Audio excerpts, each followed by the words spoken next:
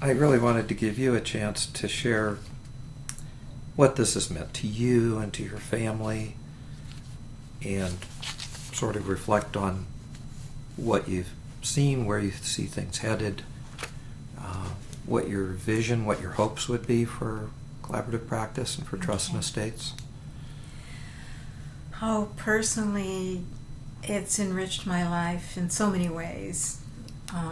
Awareness of who I am, what my purpose is in life, how I can contribute.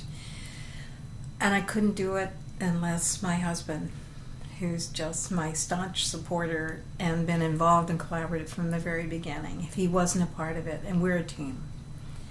So I see that I get to share my life with him and his with mine, and together he knows all my collaborative colleagues and they know him.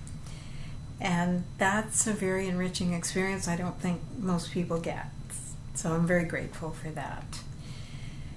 And I think going forward, I want to take that sense of possibility into the future.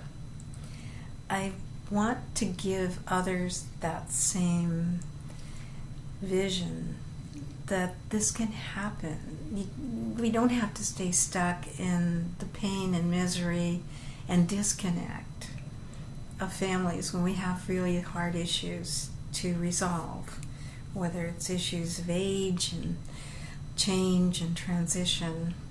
All of those are challenging. You don't have to do it alone. And it's possible to have support and get the skills that make change possible. I see us making a change in the culture. For me, it's always been not just this family or this meeting, but how is it going to make the ripples you talked about earlier? How's that going to happen? And I see it happening. So it's not a big leap to say that I think the future is a reflection of what we have right now. We have families learning about each other in very different ways, learning to see each other in different ways, learning to have discussions in different ways,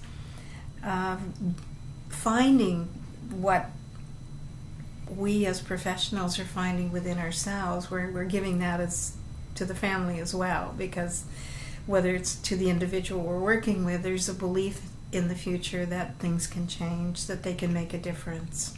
And when you believe that, then you do.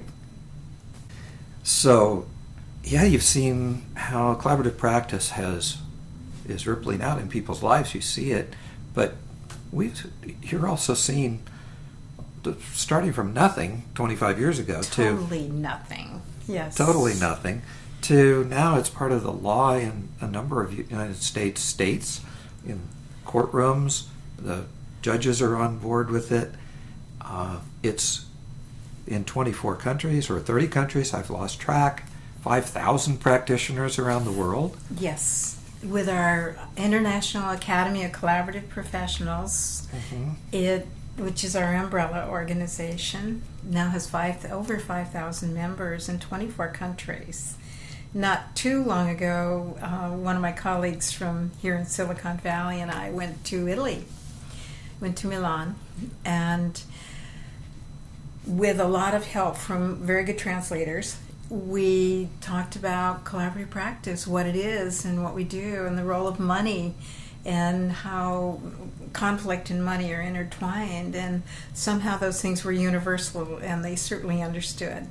And so it's taking root, because in most cultures we want families to endure, and divorce or even the transition with death can really rent them asunder. So our international focus now is to have this be worldwide. So there's a pretty ambitious vision, but again, it's happening thanks to IACP and within our state, Collaborative Practice California. Well, may I just take a moment to acknowledge you, even though you're sort of the reluctant leader or the person who stepped into it just needs to be done. And thank you for the gift that you are to the people who know you, and the gift that you've been to Collaborative. And I can't wait to see where it goes. I'm with you on that. Thank you, Peter.